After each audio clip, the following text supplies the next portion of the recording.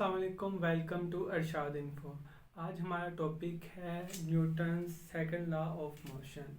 Newton second law of motion है every action has its own reaction but in opposite direction. Basically इसके अंदर हम जो Newton का सेकंड लॉ है इसमें हम ये बताना चाहते हैं कि हम कोई भी एक्शन जो दुनिया में करते हैं, कोई भी दुनिया में एक्शन करते हैं, उसका इक्वल बट ऑपोजिट डायरेक्शन में हम जो है वो रिस्पॉन्स होता है। फॉर एग्जांपल के तौर पे अगर हम एक बॉल है वो ज़मीन के ऊपर मारते हैं तो वो फ़ौरन ही उभरती है, लेकिन वो फॉर एग्जांपल हमने यहाँ से फेंकी तो बॉल मैक्सिमम यहाँ तक आएगी और उसके बाद नीचे चले जाएगी।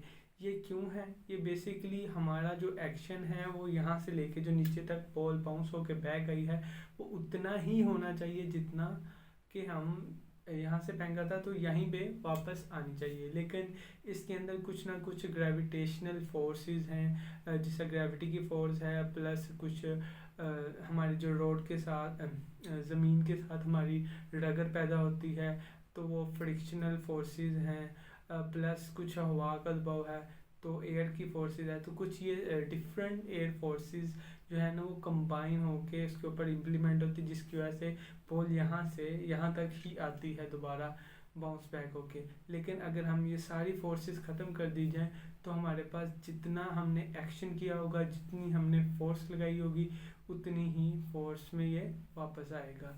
F=ma के मास एंड एक्सेलरेशन, ये इसका फार्मूला है। इसका मतलब है कि हम जितनी फोर्स लगाते हैं जितनी मास के ऊपर, उसके मुताबिक उसके अंदर एक्सेलरेशन पैदा होती है। फॉर एग्जांपल के तौर पे अगर हम एक ईंट के ऊपर फोर्स लगाएं और एक सुई के ऊपर फोर्स लगाएं, दोनों पे डिफरेंट है। अगर हम सुई के ऊपर उतनी ही फोर्स लगाएं तो उसके अंदर एक्सेलरेशन उसके मास के बराबर पैदा होगी। लेकिन हम अगर एक ईंट के ऊपर या किसी और चीज़ के ऊपर फोर्स लगाएं तो उसके अंदर जो एक्सेलरेशन है वो उसके मुताबिक पैदा होगी। तो ये हमारा जो है वो Newton second law of motion है। अब इसको एक फ़नी वे में समझते हैं कि फॉर एग्जांपल के तौर पे हम जो है वो ईद का बकरा लेके आते हैं अपने घर पे। अब बकरा जो है हम जब उसको इस तरह करके जो है वो कोशिश करते हैं कि वो हमें टुड मारे, तो जब हम उसको एक किस्म के आगे मारते हैं और वो बैग में हमें क्या करता है, टुड मारता है। तो बेसिकली हमारा जो एक्शन था उसके अगेंस्ट क्या है, reaction, but opposite in direction. या हम इसकी एग्जांपल देखते हैं बॉल के थ्रू कि जब हम बॉल एक दीवार के ऊपर मारते हैं तो वो बाउंस बैक होके हमारे पास ही आ जाती है। तो ये क्या है, ऑपोजिट इन डायरेक्शन है, लेकिन ये हमारा एक्शन विद फोर्स एक्सीलरेशन पैदा की और वो डायरेक्शन के अंदर ऑपोजिट हमारे पास ही वापस आ गई।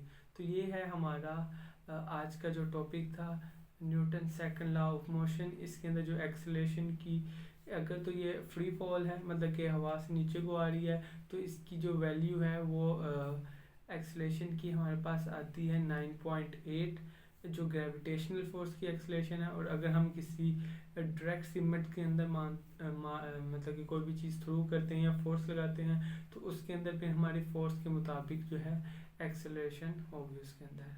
होप्स आपको ये वीडियो पसंद आई होगी। मिलते हैं नेक्स्ट वीडियो में। अल्लाह हाफिज़।